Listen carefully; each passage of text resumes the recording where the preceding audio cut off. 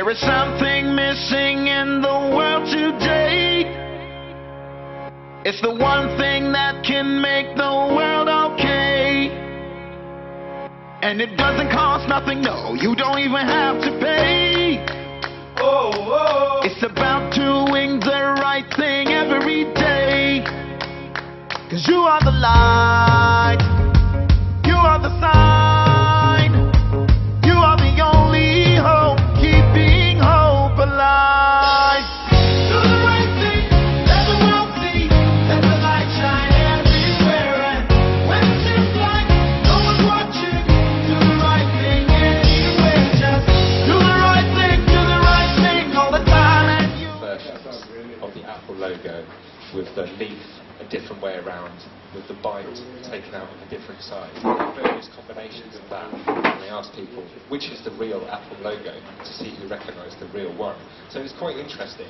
But what's more interesting is they didn't get any copyright permission from Apple to reuse and mash up their logo in 9 different ways. So Apple weren't very happy about that.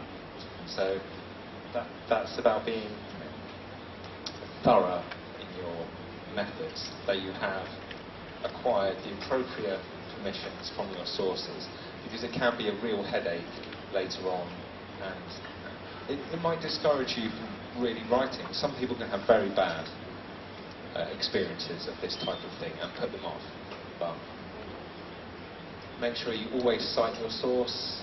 If it's an image, or if you're unsure, ask for permission from the copyright holder. That's the legal section over with for now, to revisit copyright later on. But of course, publishers love to own their content, and they like citations, but they don't like it being taken and reused.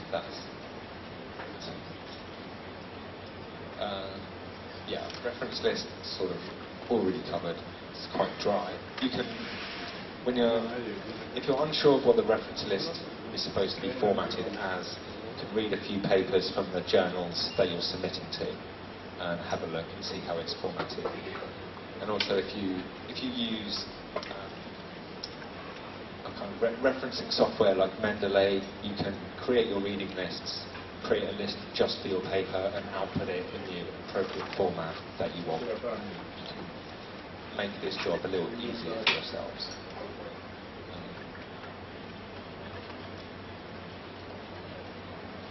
Platforms like PubMed allow you to do this.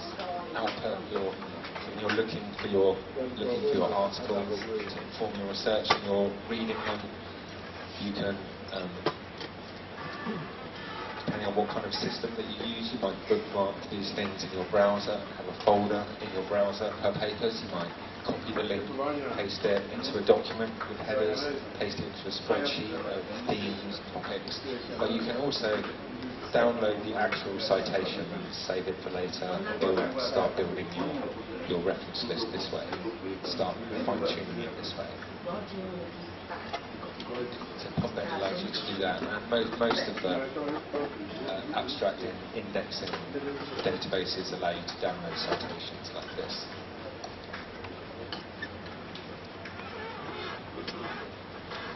So that's the citations dealt with, the reference lists. The last piece of your paper. You might also have appendixes of large data tables, supplementary data that doesn't fit into your paper that you need to incorporate as well. There'll be a questionnaire as well. But if you use a questionnaire for your research, it's based on the questionnaire, make sure you include your questionnaire as supplementary files when you submit your paper. That's a good example of something else that reviewers will definitely want to see. If you're reporting all these answers, they want to see exactly how you did ask it, and you didn't change the question when you wrote up your paper. Or they want to see what other questions that you asked. Or they might even want to see if you gave away the hypothesis of your paper when you were collecting the data, your questionnaire. So I did a questionnaire for someone recently for their PhD, and their questionnaire was their research was finding how management style improves the work and life satisfaction of people. And that's the header, that's the title that they gave their questionnaire, which gives the entire thing away, the entire purpose of their experiment. So I knew when I was answering everything that what they're looking for is a relationship between strict management styles, heavy-handed management, and people being unhappy. So I know maybe creating your research questionnaire, the creation of questionnaires was something that is quite easy for reviewers to ask you for evidence of how it was performed, the rigour of your method.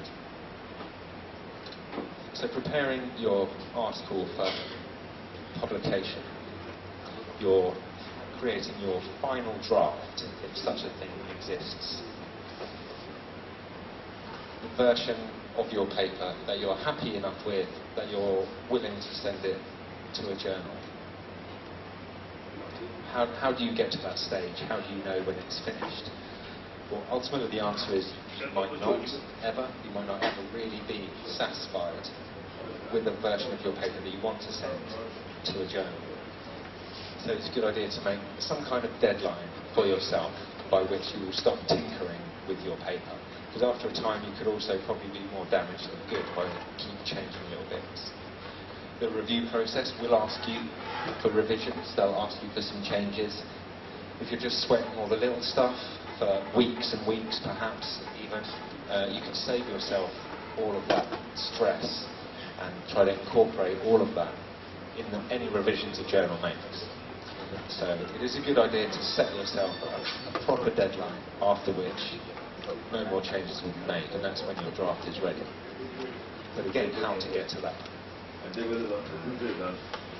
One of the best ways, of course, is asking other people to prepare you for peer review and getting feedback from anonymous technical experts in the field. You can ask some of your colleagues who are in the same subject area who can understand the science. You can ask some of your friends who can understand the concepts that you might not be so familiar with, and give you feedback on the structure, the writing, the logic of your paper, and the grammar of your paper. It's a good idea. It's very helpful for even just someone receiving feedback and the people you've asked to give your feedback is to request something very specific. So ask your friends to just comment on the grammar. Forget about the rest of the paper. Just tell me if all my spelling is correct and my punctuation is correct. And then you go to your colleague in your research area and you say, can you tell me whether the method is explained properly? Is this how we're supposed to conduct a research? Also, one of your co-authors who you did the experiment with, just double check that is this what we did? And you can give it to a friend who doesn't know anything about the subject area and ask them, do you understand this paper? Can you read this and tell me what it's about? Can you tell me what question I was asking? What was I supposed to do? What is the purpose? And what we found. Just tell me what this research is about. And you can get those very specific, different pieces of feedback from people. And what that does is, it prepares you for the type of feedback that you will get from that person. So there'll be, other than their comments on that particular aspect, there'll be no shock of surprising criticism of lots of different things from your paper. And for the person that you're asking, because you've given them a focus, you haven't just handed them 5,000 word draft and said, read this and give me feedback on all of it. It's a large task to ask someone who's either already busy or who's not necessarily a scientist and might be put off the fact that it is a scientific paper. So if you tell them exactly what you want them to do, it reduces the time of their job, it gives them a focus which they tend to appreciate. And this is a very practical tip, and it does work. It does work very well. particularly for people who like grammar, asking them to pick apart the grammar in your paper. They love it, and they will certainly not shy away from crossing all your T's and dotting all your I's, and taking out most of your apostrophes, probably, if you're like me. Okay, so that's one of the most effective ways of fine-tuning a draft, is to get the feedback from other people before you submit it. And that will ensure that your argument is logical, and that will help to edit it and to proofread it. And again,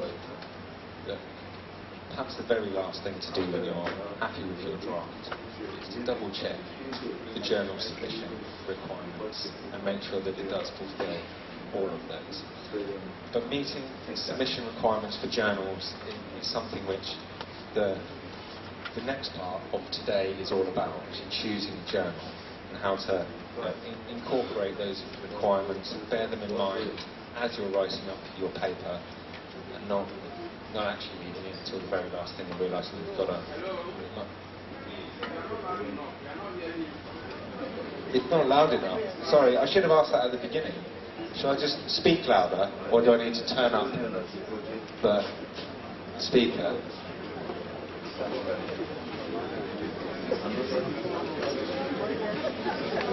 The editor, why your paper is relevant to the journal and how it will help the journal add some important literature to the field in which they are publishing in.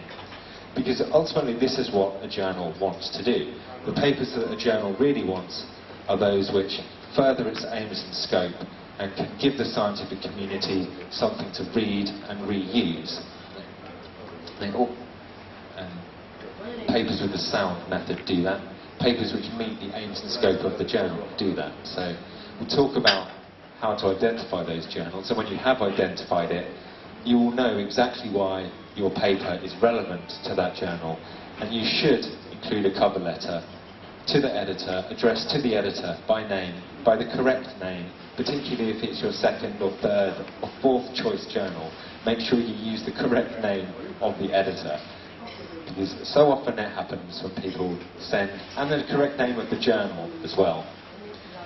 You can always tell when a journal is not the author's first choice journal when they use a higher ranked in their cover letter. Say, "Dear editor of Cell, I submit this to you." And personally, I always found that quite endearing, but I think there will be some managing editors out there that will not have such a sense of humour about that. Well, I know for a fact that there are. So the cover letter to the editor. Tell the editor exactly why your paper is relevant to their journal, because this is what they'll be reading your abstract to know. They'll look at it for the science, they'll have a quick scan of your paper for the science and the way that it's written, but ultimately they really want to know, is it relevant to the journal? So write that in the cover letter. Sell your paper in a less scientific way than in your abstract. So this is your opportunity to kind of connect on more of a human level, more casual style, to the editor and the managing editor. So these are the people that are going to see your submission. And as a managing editor, someone who's been a managing editor, I can guarantee you that a letter, a submission that comes with an interesting letter that is addressed by name to the editor, that relates your paper to the journal, suggests you have actually taken the time to understand where you're submitting.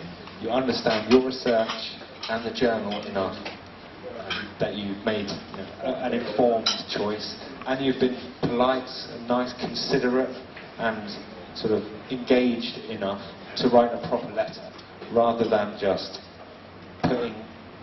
filling in all the fields on the form and pressing click with no letter at all, or no greeting at all. So when the editor of a busy journal has 10, 20 papers a day to deal with, the managing editor has 10 or 20 to deal with. Maybe they even work on several journals. They might have hundreds of submissions to get through every day. A cover letter will definitely draw their attention to your paper, and may well result in them forwarding it to the editor for their attention. So it's just a good thing, a very proactive, additional thing that you can do with your work to get it noticed that many people don't do at all.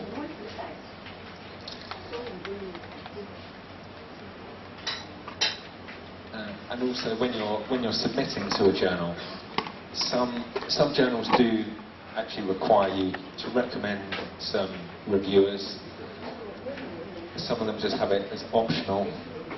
Again, as a managing editor, quite often I received a request from authors to say, "Oh, your journal asked me to suggest some reviewers. Who should I suggest?" I don't know. I'm the managing editor for 35 different journals. I don't know who to suggest for one journal. But say, look at your reference list. Which are the people that you refer to for the foundations of your research? They might be good if they're still alive. Don't get the editor to send a review request to people that are no longer with us. It happens a lot. It shows your conscientiousness, although obviously it's not always possible to tell until you get a bounce back email, but try. The date on the paper you've referenced is sometimes a giveaway for that. The date of the paper is like 1900, probably not going to still be around. So yeah, your reference list is a good place to look. The editorial board of the journal as well, people in relevant fields.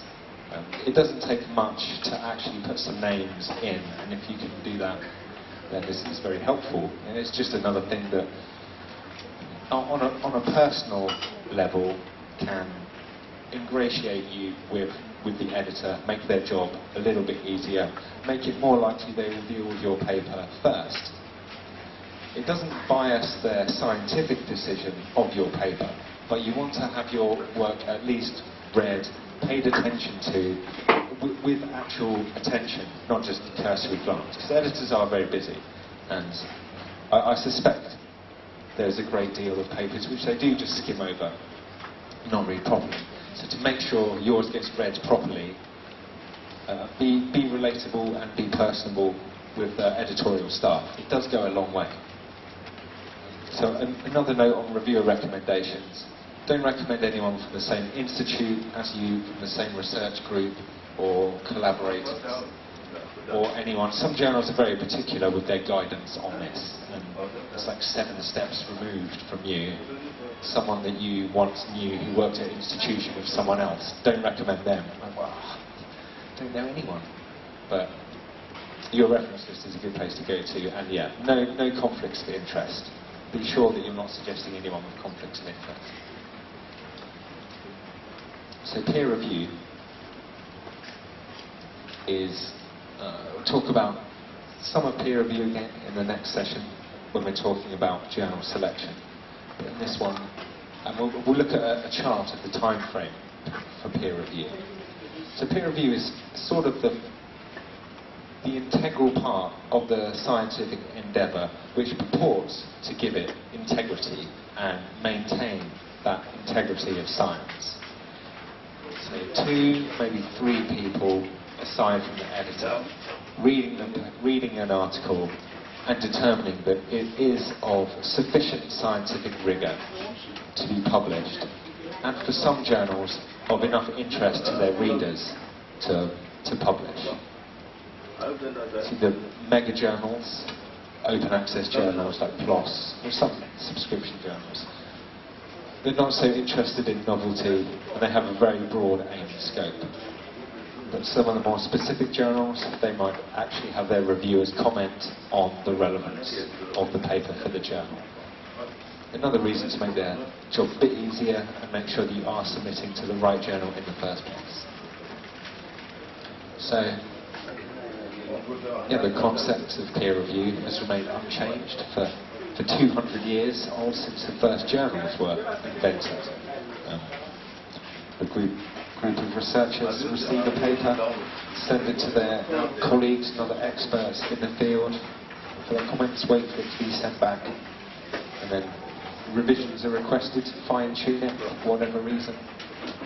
Then the editor will send you the decision, hopefully with some of their additional comments on top, and ask you what to do. Whether they'll ask for revisions, whether you will reject it, or whether they'll accept it.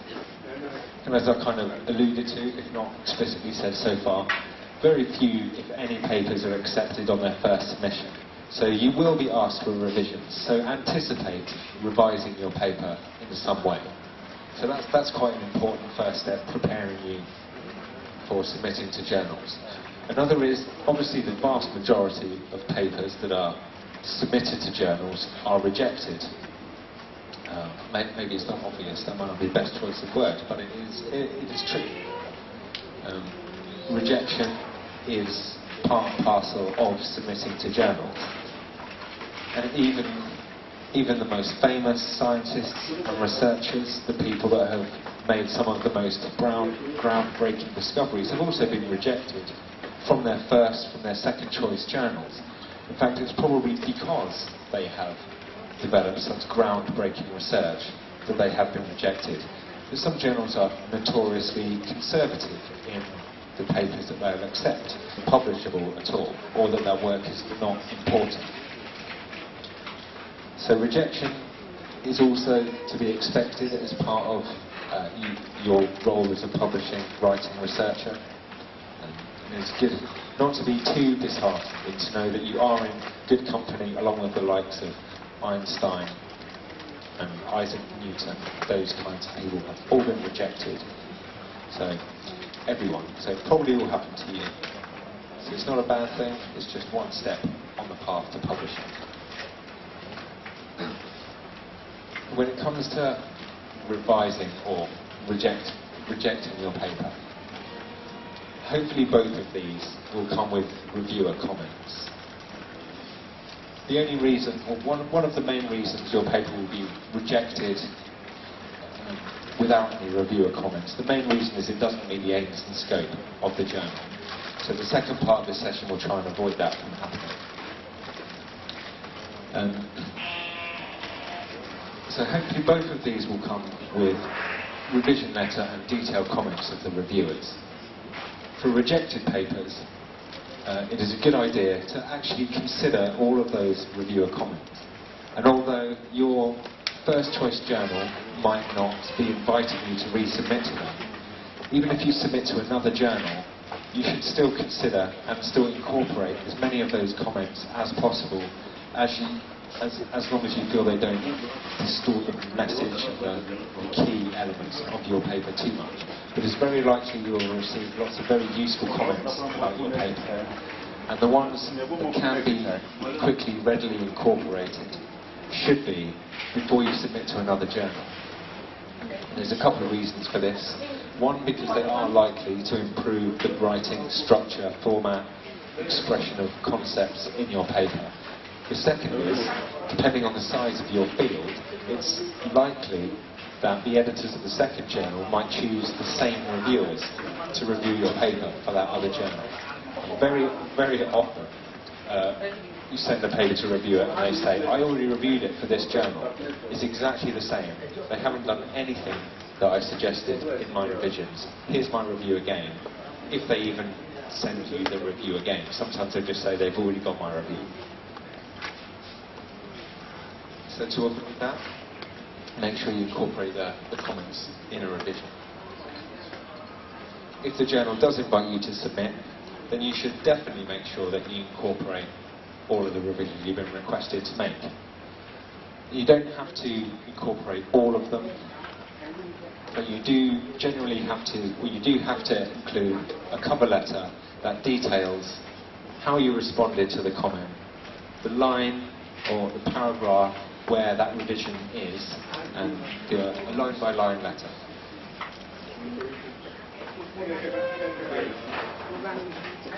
Aspects of my trip to Nigeria. Everyone has always welcomed me so warmly everywhere where I had visited. Some of those places I intended to visit, some of them I didn't necessarily intend to go to, but I ended up there anyway. But it's been a very enjoyable experience, and yeah, it will be with a heavy heart that I return home. Enjoy the food, enjoyed speaking to everyone. Do I eat the food? Yeah, of course. I came here to eat the food. Yes, I came here to eat first, second speak. Really tiring my jaw at the same time. So my travel is like 22 hours to get home tomorrow, and I should not say a single word for 22 hours. It would be really nice. Okay, where were we? Revising papers, writing a response letter. Okay. So do make sure you can copy what the reviewer has said, and then say where you changed it in your paper and how. Because the key to a successful revision again is making the reviewer's job easier, or making the editor's job easier when it comes to assess your paper for the second time. They may not really need to read your full paper in full again, they just want to know how you responded, how you incorporated all of their changes. So a very thorough, very detailed revision letter makes that much easier. It also helps if you're going through all of the reviewer points one by one, that you don't miss anything out, so there's no kind of risk of the fault of yours, of missing any comments and being asked to revise again because you left something out. If you don't incorporate a revision, you don't think any of the suggestions are relevant or necessary, or the reviewer has got it wrong and misunderstood, which does sometimes happen. You can say you didn't change it and then give the reason, so long as you justify a reason for doing it. If you mention and refer to all of their comments, they can't say, they didn't do this, because you've explained why you didn't do it. So that's very important as well.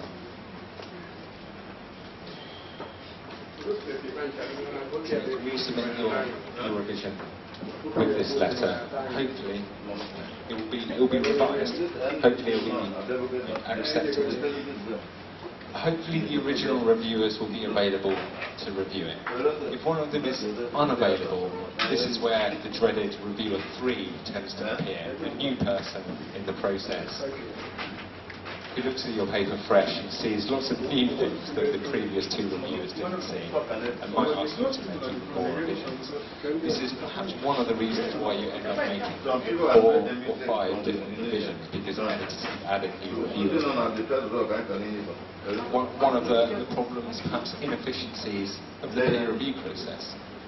Nevertheless, one which you will have to learn to contend with, and may as well accept and enjoy for all of the flaws and vagaries of the peer review process. There's only so much we can predict that will happen. But you can try to make everyone's jobs as easy as possible with the cover letter. The single most important thing about a revision is a cover letter. So definitely bear that in mind.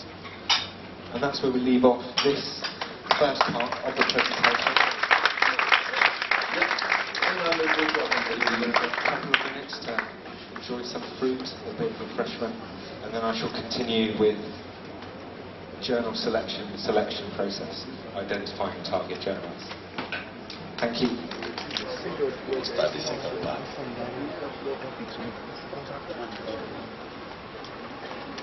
You know, the non-teaching staff are on strike, so those that are supposed to get this, as a result, we can't even have interlude. Except somebody has his phone, who play what is on his phone. How about that? Do we use your straw? So whose phone are we going to use to have the interlude? One. Your own. Man can put that. Beautiful. What did you just do? Okay, the interlude and it's over already. So over and out. That's serious. Okay.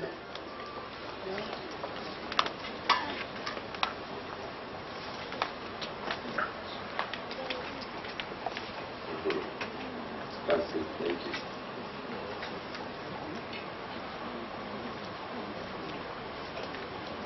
All right. We will move into the second topic, identifying the target journal. What? Yeah, that's what I'm saying. So we will start immediately while that is going on. All you just do us a favor, don't be distracted. Here all the put your email well. It may be difficult. Remember, it is not you that will type the email. Someone will to send all this material to us. So if you don't write it well, maybe yours will not get the documents you're requesting for. It's not in CD, it has to be sent to email. Thank you. So we take the second topic and we get ready for question and answers. Thank you. So, identifying a target journal for publication. You have your paper, where are we going to send it? You're going to give an overview of journal selection. We'll consider why journals exist and exactly what you want to submit to a journal in which science is conducted.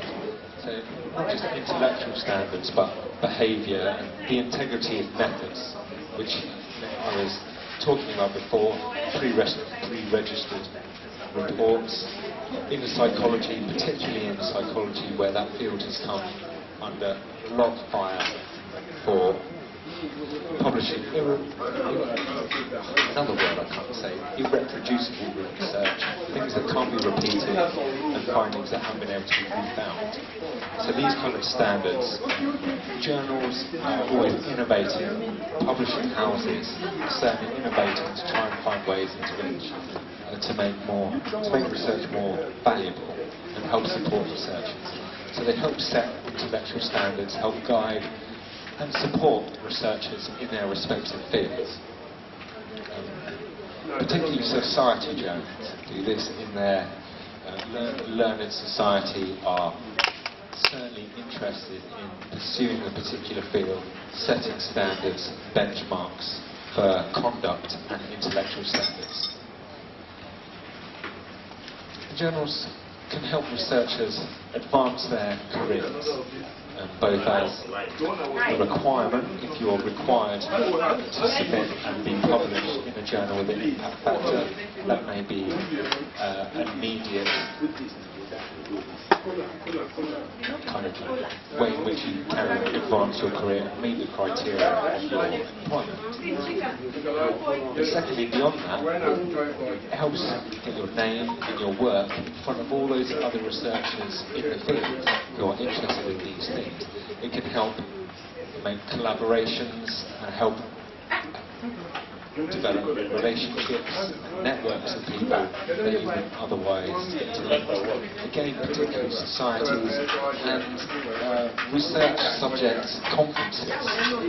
If you can attend a conference in your research area and meet other researchers in the field in person, that is one of the most valuable ways of networking, progressing your career that you can get. You can present a poster at a conference, that would be amazing. Getting your work there, getting noticed, exposure, just having a conversation with these people, with the editors of the journal, other researchers, all valuable community that revolves around the existence of journals as a means of facilitating the communication of research.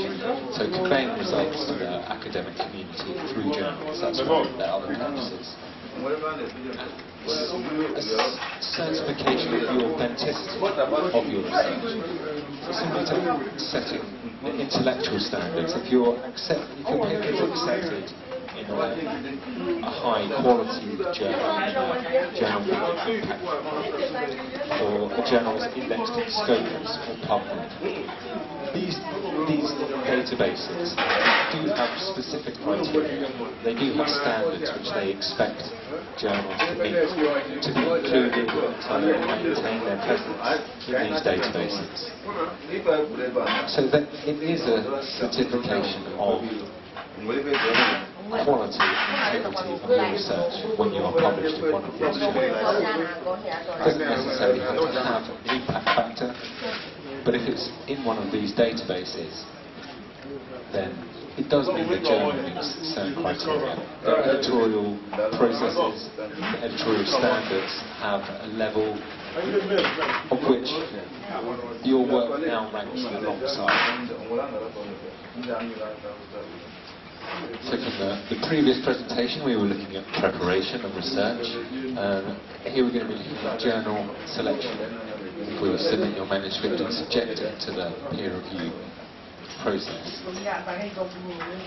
So we looked at some of the growth of papers in Nigeria. This is the growth of journals as a whole from their conception about 200 years ago to over 10 years ago. This chart is from 2005 where you can see the exponential growth in the numbers of journals. And so recently, as of 2014, there were 28,100 journals in the world, of which more are being added every day.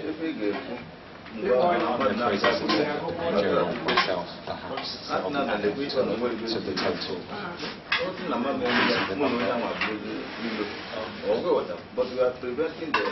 So that's a lot of journals. So how do you identify which one?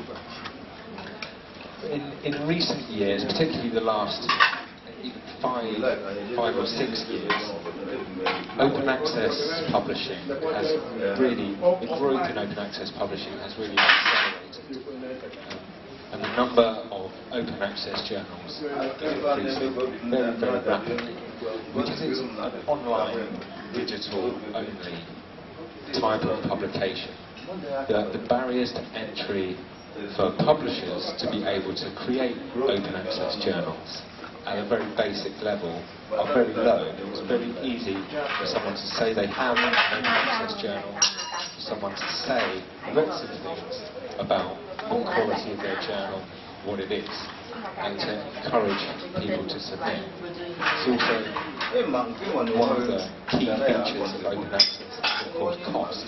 So it's very tempting for someone to say they are a publisher, to say they have some well-regarded journals, to say they're listed in those databases, and to charge you some money for them to put your paper on their website for a fee. Now, that describes all of the publishers that exist at the moment. They all do that. But there's some of them, a growing amount, that are cause for concern in the sense, in the regard that they provide you as an author and a scientist with no author, no readers, no community that they are putting your work into, no support for you. They have no proper permanent infrastructure for your work. So if the server goes down, then you will lose your work that you have had accepted. These journals don't have such a sophisticated network of metadata communications with all of the increasing number of platforms and innovations in the publishing community. So all of these types of things are why publishers charge money for open access, why they continue to charge money for traditional subscription journals. It may not necessitate the amount that they're asking, perhaps something to the amount of money they're charging might be a real factor in why you're choosing it. But that is, if you wonder where does all the money go, why do they charge so much, there is actually a huge infrastructure behind academic publishing that makes it work, that is working to make research, your research, should it be published in these journals, more discoverable and easy to access. So look at some ways of that better.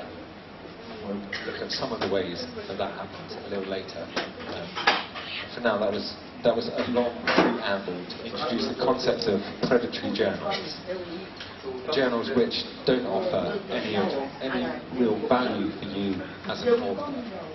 And how to identify a journal which will give you nothing in return other than posting your paper on a website and ask you for money.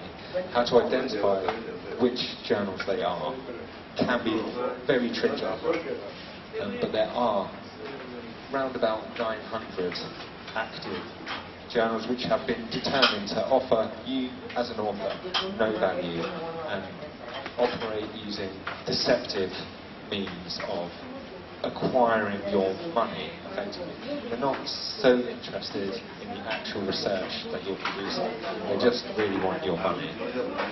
So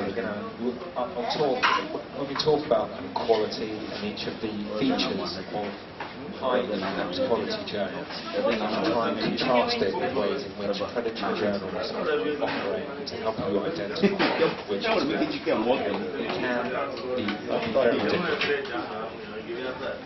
So, 28,100 journals exist in the world as of today. How to find the one that you want to submit to? Visual metaphor of finding the needle in the haystack of the list of journals. 28,100 journals. How to narrow it down? Well, there are several ways. Of course, first is the subject area that you're researching. That narrows it down by a considerable amount already. But it could be still huge. The number of journals in your field could still be incredibly large. So we're going to go through lots of different features. First, I'd say one of the best ways to structure this decision, beyond listening to me speak and tell you lots of things about it, is to, again, you can do this at any point, is to create a checklist, a spreadsheet, or some kind of document, and go through and put all of the information that I'm speaking about, and look at each of the journals in your field, create a checklist, a spreadsheet where you make some notes. It can be a very time-consuming task to put all of these journals in, note down all of their properties, but unless you plan on changing research field, research area at any time, which you might, but lots of people don't stay in the same field. This will be something, a checklist, a list of journal properties and reasons you would submit to them that you can keep and revisit and reuse. And it's a really valuable tool to keep for yourself to know where you could submit to. So the first thing you might put in your checklist is the type of papers that the journal will consider. So depending on what you're writing, you can immediately sort of identify different types of journals. Those four that we spoke about during the first presentation. Secondly is the aims and scope. So the articles submitted to journals that don't meet the aims and scope is the single greatest reason for rejection. So you can avoid this, or attempt to avoid it, by reading the aims and scope of the journal very thoroughly and being honest about whether your paper meets those criteria. Because it can be very tempting to want to submit to a high impact, glamorous high impact journal, because you want to submit there. But if your paper, it really doesn't fit the aims and scope, then you can only really expect disappointment with a rejection letter if your paper doesn't fit. It doesn't mean you can't submit to it by all means. You submit to every single 28,100 journals.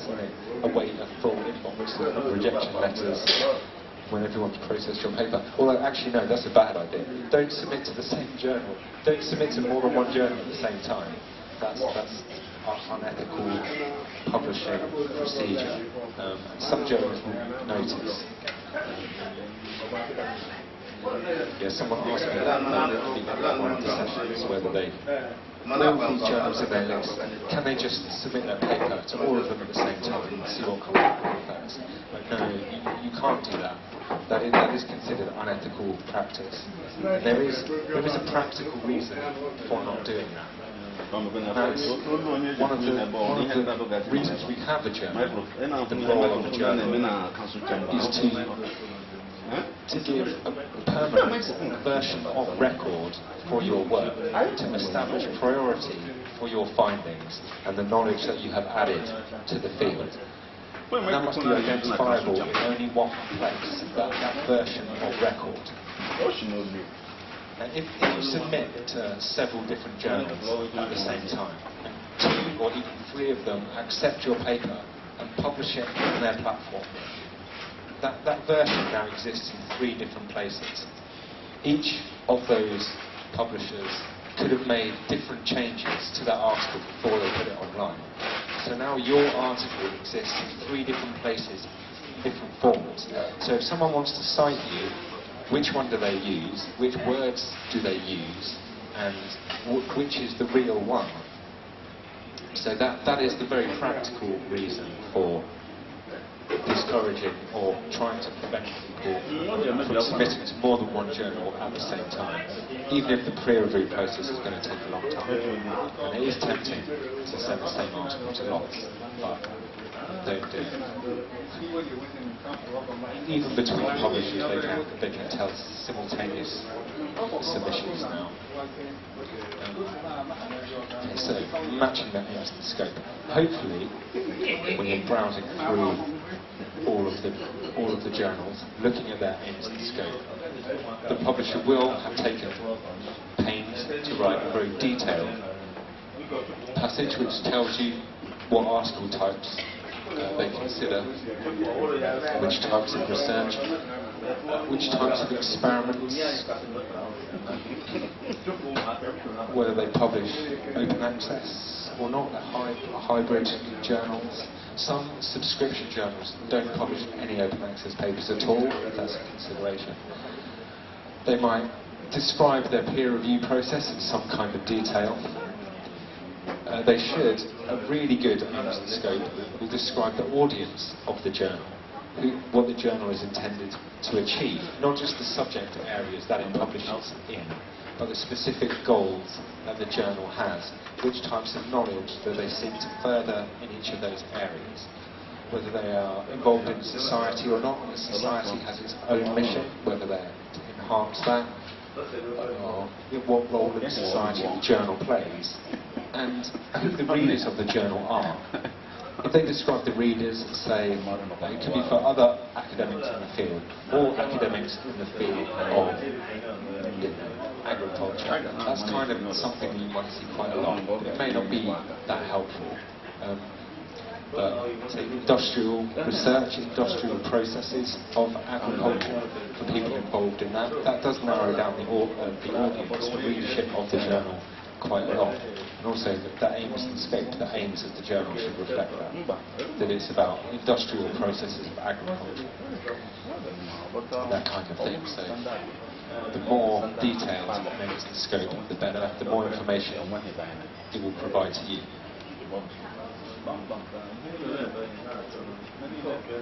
The formatting requirements of journals is something you can fill your checklist in that you're creating with word counts, the word count of the title, word count of the abstract, word count of the paper, the number of references they allow, the number of tables, the number of figures, the formatting style that they use.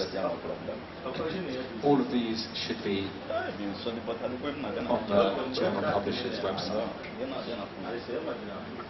if they have a good or updated website.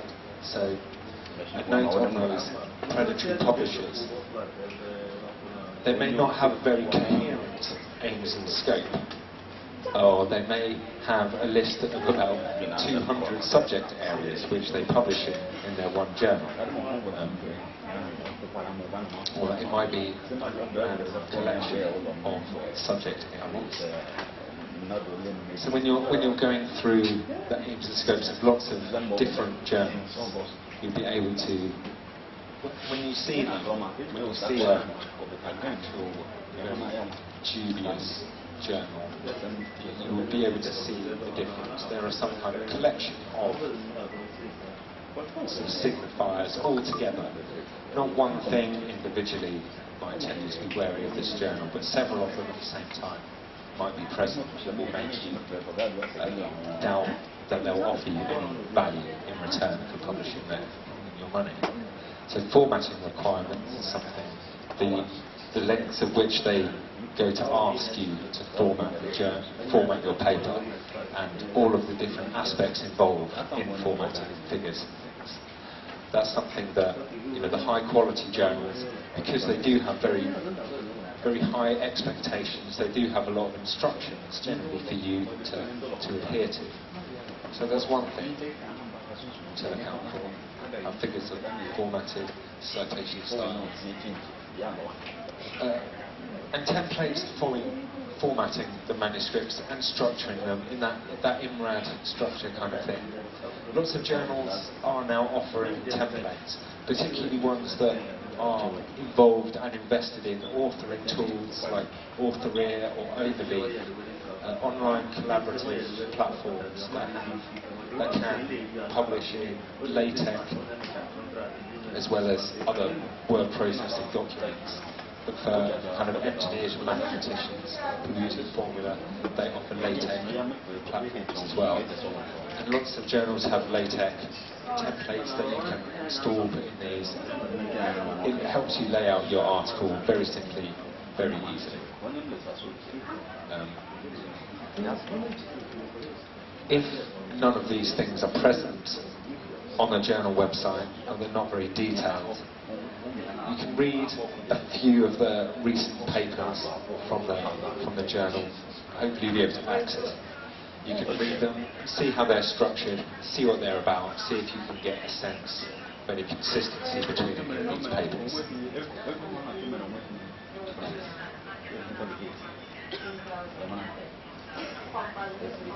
To accessibility and discoverability of a journal. Now, this works from a few perspectives. The first is, if you want to submit to a journal, you have to find them in the first place. So, how do you find these high impact, high quality journals? Are they easy to access? And are they easy to find? Secondly, once you've published in a journal, you want other readers to be able to find it. You want readers to be able to find this journal, and you want to know that it is visible and that your presence will be felt, that your paper will be promoted and is made easily discoverable and taken to all the other researchers in your field. So this kind of accessibility, discoverability is something that the larger publishers invest very heavily in, because the usage of their titles, even for their open access titles, is something which they need to further their business models, compared to the predatory journals that really are just accepting maliciously take money. They're only interested in taking the money, none of the other infrastructure behind making them a valuable asset to the research community. So we have comparing broad scope and specialised journals. So broad scope journals, the large luxury, glamour, high impact journals like Cell, Nature and Science, they're very competitive places to submit to, with very low acceptance rates. In part because they have very high standards and they require papers to add something very novel or very unique, particularly insightful or groundbreaking. So they want to require this. This is in part their mission, and this is in part designed to help influence their impact factor and help them remain at the top of these impact factor rankings. Because they are very popular, people want to submit to them, they receive a very large number of submissions. All of these journals, and the Lancet as well, they all have a rejection rate of around 90%, if not more. So only 10% of papers submitted to them are accepted. So even if your work is of incredibly high quality, there's still a chance that it won't actually be able to fit in the journal for whatever reason and might be rejected. So very competitive with low acceptance rate. Compared to the mega, the other thing that sort of not necessitates but has influenced these journals' decisions to only accept the very most groundbreaking, innovative research is that they're traditionally based subscription, paper-based journals that have a finite amount of space in them because they're paper. So that in the past that has required them to have to reject a certain amount of things that they don't really think will be of value to the readers, the community, help further their mission, all of that. In comparison, the online-only open access journals, the mega journals, PLOS, Biomed Central, PeerJ, F1000 Research, these mega journals that cover many different disciplines, they are open access, they are online only, they're not constrained by paper, the limitations of page budgets, of print budgets and distribution costs. So they have lower acceptance rates because they don't need or don't want, as part of the open access, open science mission, to support sound, valid methods over glamorous results. They don't want to restrict the acceptance rate to highly innovative or groundbreaking or striking findings. So they have lower acceptance rates for those reasons. I mean, lower rejection rates for those reasons.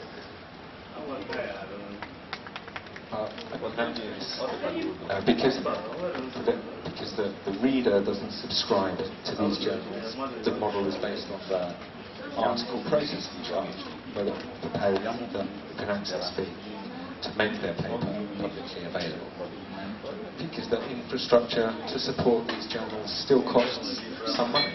Servers cost money, they still do promotion, they still want to keep up with current trends in publishing technology, they want to incorporate innovations in publishing infrastructure and technology. All of this stuff needs to be maintained, and all of that stuff costs money. So here comes the article processing charge. However, not all journals, not all open access journals charge money. The quality of the journal is not necessarily related to the cost of the article processing charge, or the other way around. A very expensive article processing charge doesn't mean that the journal is of exceptional high quality. Conversely, a journal with low article processing charge, or that charges nothing at all, free open access publishing, it doesn't mean that it's a low quality journal at all. Some society journals use the activity of the society, the conference activity. They might run workshops, and all of this is where they get their funds for supporting free open access publishing charges. So if a journal is free to publish in and it's open access, it doesn't mean that it's of no quality. It can be very, very important, well-regarded learned society who wants to support their membership in this way. So that's another distinction to make between the value of a journal and what the cost of article process charge means. And so they're the kind of broad scope of journals. And then we move to specialised journals. Journals which deal with a very specific subject area, which have a very specific audience. Societies are considered a specialised journal. They tend to be to support their members. And again, there's lots of sort of subtle differences between these journals. A society might only publish the work of its members, or it might publish work from anyone, or its members might get a discount. They probably will get a discount to subscribe to, or discount on article processing charges, but it could be for anyone. It's just owned by a society. Yeah, they have different levels of specialisation. So depending on the topic of your research, the aims and scope for these will be very important. It means they should have a targeted readership. So you will know that paper published in these journals is going to be read by the relevant people in that field. So there's one advantage of choosing a specialised journal over a broad scope journal, where readers have to do a lot more filtering for content to actually find what they're interested in, rather than having one journal which is dedicated to their field, that 100% of the content is going to be useful or informative in some way, help you in your work. International or regional journals. So there are some important distinctions and important subtle differences, or subtle qualities in the aims and scope of things that these journals are asking for or publishing. It's useful to know to avoid rejection for not meeting the aims and scope.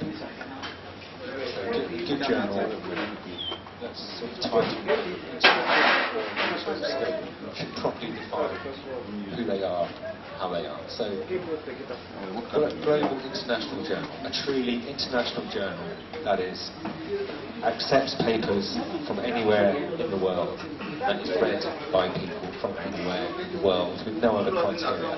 That is a fully international journal, and they have the widest exposure. They might be subscribed to by libraries all over the world, listed in databases in all different languages. They have their titles, abstracts translated into those localized databases. But that's not all an international journal means. If a journal is called, one of the journals I worked on, the International Journal of Psychology, the international in that refer to papers that have international application, or were designed that incorporated international aspects. So just a paper. This is something that is still lacking in our own society for now. There's indeed this university that is located at the epicenter of innovation. We must recreate our so that we can really promote our own and now showcase our identity and the interests of our forefathers and what we live for at India. So we thank you, sir, for inspiring and stimulating and really, giving us the very rare hope for us to use thinking and whining and trying to develop what we do. Because our future is really assured. If we have more of you, people like Tony Mark, 3, 4, 5, 6, visiting and sharing ideas like this. In fact, in the next edition of our entrepreneurship activities and some of these talks that we are supposed to share with the university community, and we tell the directors also we have to invite you, because people hear about you but not see you. And sometimes people may think that these things are all full of impossibilities, not knowing that a human being that has labored over time has achieved so greatly can also share and humbly can tell.